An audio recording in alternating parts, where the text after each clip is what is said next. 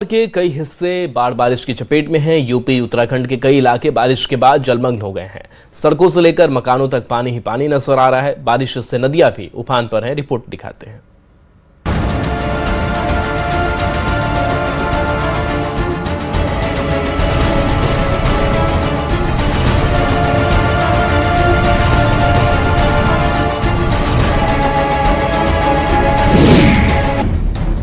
देश भर के कई हिस्सों में बाढ़ बारिश से लोगों का हाल बेहाल है। कहीं लैंडस्लाइड तो कहीं फ्लैश फ्लड ने लोगों की मुसीबतें बढ़ा दी हैं। यूपी और उत्तराखंड में कई जगहों पर बारिश से तबाही का मंजर देखने को मिला। सोनभद्र के कई इलाकों में जलभराव से भारी मुसीबत बढ़ गई है। घरों के अंदर लोगों के कमरों तक 2 से 3 फीट तक पानी पहुंच गया है। सड़कों पर पानी भरने से राहगीरों को परेशानी का सामना करना पड़ रहा है। पानी जमा होने से बच्चों को स्कूल जाने में भी दिक्कत हो रही है। सड़कों पर घुटनों तक पानी भरा हुआ है।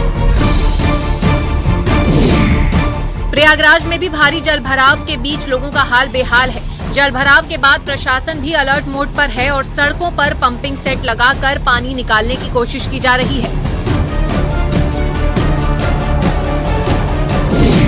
बहराइच में भारी बारिश के बाद कई गांव जलमग्न हो गए हैं। सुजौली इलाके में बाढ़ का पानी 11 गांव में घुस गया है। बाढ़ पीड़ितों के लिए इलाके में 2 कम्युनिटी किचन चलाए जा रहे हैं, जहां खाना बनाकर लोगों को लंच पैकेट दिए जा रहे हैं।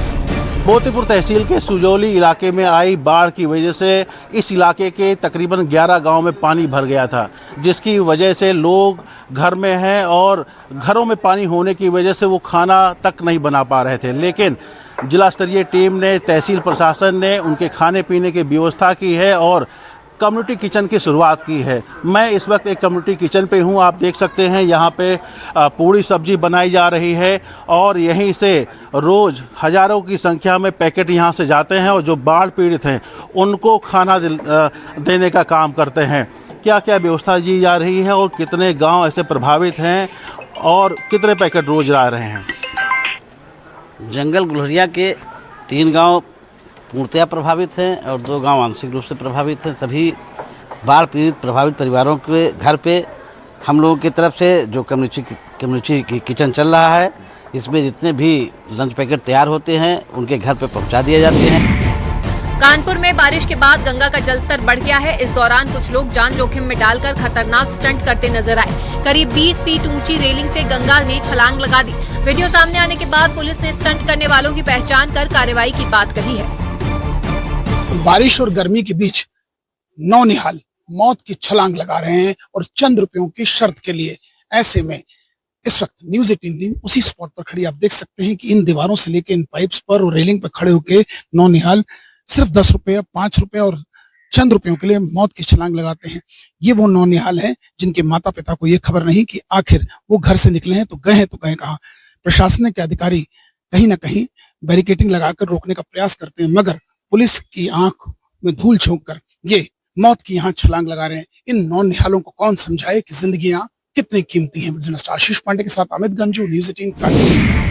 वहीं जालौन में 3 घंटे की मूसलाधार बारिश के बाद कई इलाकों में भारी जलभराव देखने को मिला और सड़कें पानी में लबालब नजर आई। रामगंज इलाके में बाढ़ जैसे हालात हैं। जलभराव के चलते लोगों की मुश्किलें बढ़ गई हैं। बाराबंकी में घाघरा सरयू नदी का जलस्तर बढ़ने से कई गांव में पानी घुस गया है। कई घर पानी में डूब चुके हैं, जिसके बाद दर्जनों परिवार अपना घर छोड़कर तिरपाल डालकर पनाह लिए हुए हैं। बाढ़ पीड़ितों को प्रशासन की तरफ से मदद दी जा रही है। नेपाल द्वारा पानी छोड़ने जाने के बाद बाराबंकी की 3 तहसीलें इसकी जद में आई हैं। मेरी मौजूदगी भी इस समय सुंदर नगर में है, जो कि रामनगर जो कह सकते तहसील के अंतर्गत आती है। आप देखिए किस तरीके से क्या कच्चे क्या पक्के मकान, सभी मकान जो हैं जलमग्न हो चुके हैं। आप देख सकते हैं कि उस तरफ किस तरीके से राहत सामग्री जो लोग हैं वो नाव के सहारे जो लेकर के अब अपने घर को जा रहे हैं। अमूमन जब बाढ़ आती है तो उसके बाद जो लोग होते हैं यहाँ के, वो तटबंध पे आकर रहने को इस तरीके से विवश हो जाते हैं। उनके लिए ये अस्थायी व्यवस्थाएं बनाई जाती हैं।